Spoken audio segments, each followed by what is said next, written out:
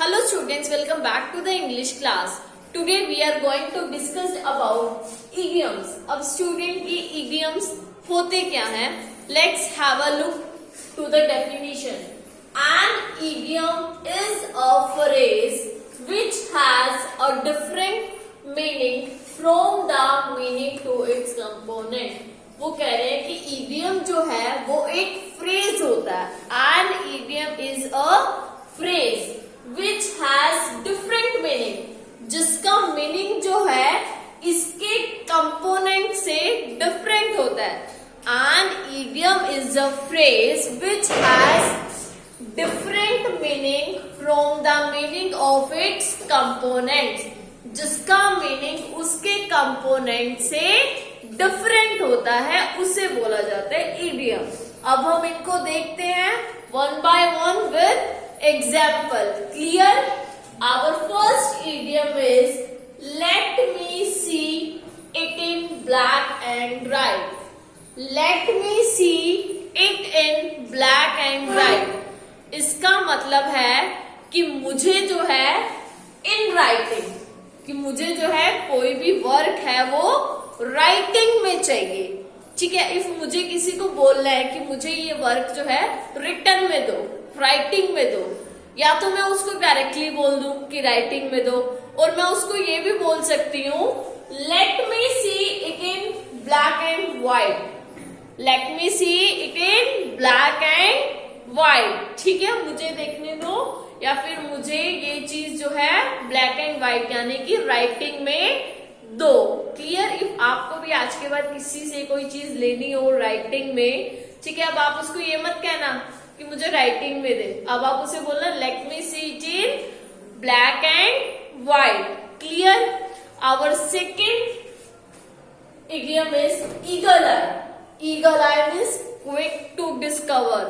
Eagle की eye कैसी होती है? वो एकदम से ऊपर भी उड़ रहा होता है ना आसमान में, उसे नीचे दिखाई दे जाता है कि कौन सी चीज कहाँ पड़ी है. ठीक है. तो eagle eye means quick to discover. Clear? जिसको जो है हम अच्छे से, ईगल आई का मतलब होता है जब ईगल जो है ऊपर आसमान में उड़ रहा होता है, वो क्या करता है, वो अच्छे से डिस्कवर कर लेता है उस चीज को. क्लियर? अच्छे से उस चीज को ढूंढ लेता है, पहचान लेता है. Okay. For example, he has an eagle I and finds out everything quickly. Clear? Means उसकी आईज कैसी है? ईगल आई है. ईगल आई का मतलब क्विक टू डिस्कवर, जो हर चीज को जल्दी से ढूंढ लेती है, डिस्कवर कर लेती है. Okay. Our next idiom is cut and dry means readymade. Cut and dry means readymade. Okay. For example, there is no cut and dry formula to solve this problem. ठीक है. कि यहाँ पर कोई भी रेडीमेड फॉर्मूला नहीं है इस प्रॉब्लम को सोल्व करने का. Cut and dry means readymade. There is no cut and dry formula to solve this problem. Our fourth idiom is look before you leave. Look before you leave. अब इसका meaning देखो. Think before you acting. ठीक है. Think before you acting, कि acting करने से पहले तुम सोचा करो, एक्टिंग करने से पहले सोचो.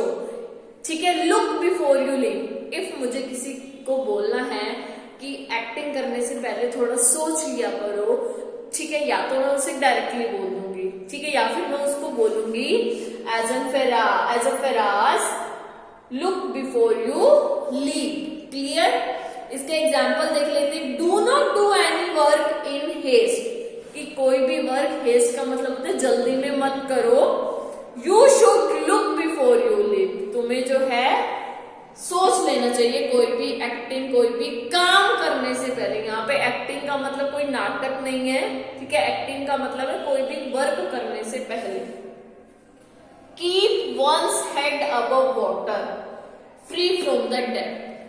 Keep one's head above water कहने का मतलब है कि हमें डेप्थ का मतलब होता है ऋण. डेट का मतलब होता है ऋण, कि हमें ऋण, जैसे हम उधार लेते हैं ना, ठीक है, तो हमें उससे जो है फ्री रहना चाहिए। हर किसी को अपना सिर जो है वो वाटर के ऊपर रखना चाहिए। अगर हम किसी से उधार लेंगे तो हम डूब जाएंगे। कहते हैं ना, कर्जे में वो बंदा डूब गया, ऋण में डूब गया।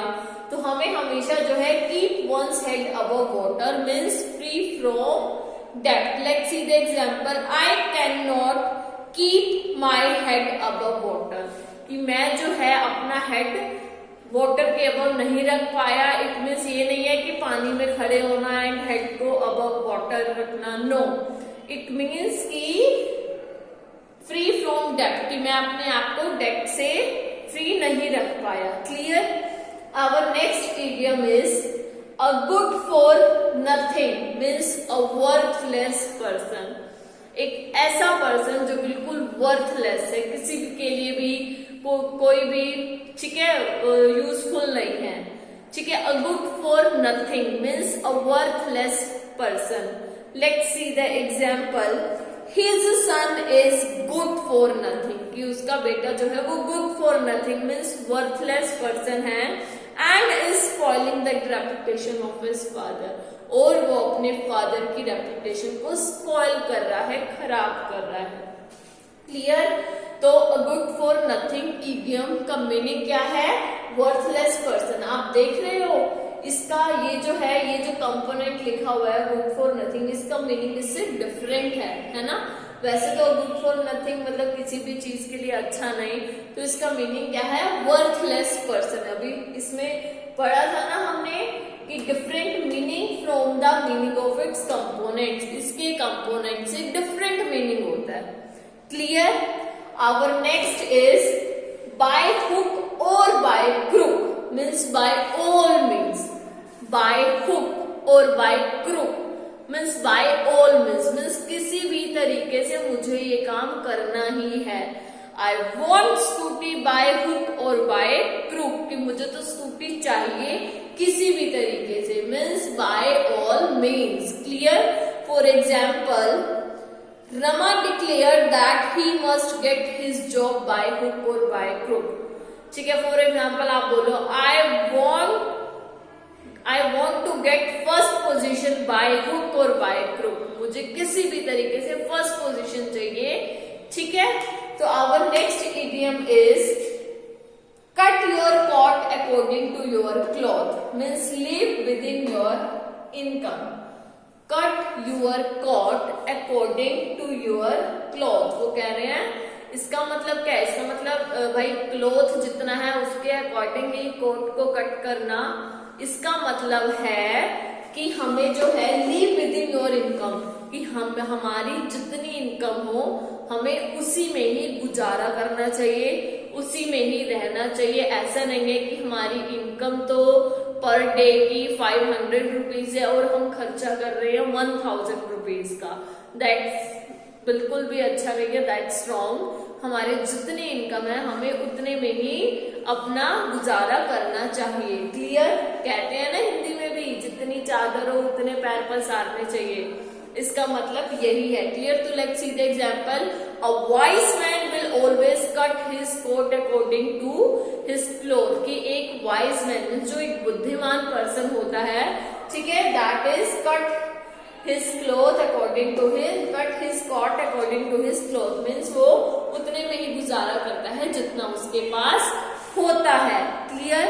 Our next idiom is up to date. Up to date का मतलब क्या होता है? Means modern. Up to date का मतलब मॉडर्न, कि हमें जो है अप टू डेट रहना चाहिए, चीजों से टाइम के अकॉर्डिंग चलना चाहिए। Let's see the example, this English book is up to date. ठीक है, this English book is up to date, कि ये इंग्लिश बुक जो है ये अप टू डेट है। This book is up to date. ठीक है, हिस्ट्री की बुक है, उसमें भी नए नए चेंजेस होते रहते हैं। मीन्स हमें टाइम को, सिचुएशन को देखते हुए अप टू डेट रहना चाहिए। ओके, तो स्टूडेंट ये थे हमारे इडियम्स। क्लियर? आई होप आप सबको अच्छे से समझ में आए होंगे और इनका मीनिंग भी जो है अच्छे से विद एग्जाम्पल क्लियर हुआ होगा आप सबको। तो student that's it for today's video. We will meet again in our next video. Till then bye, take care.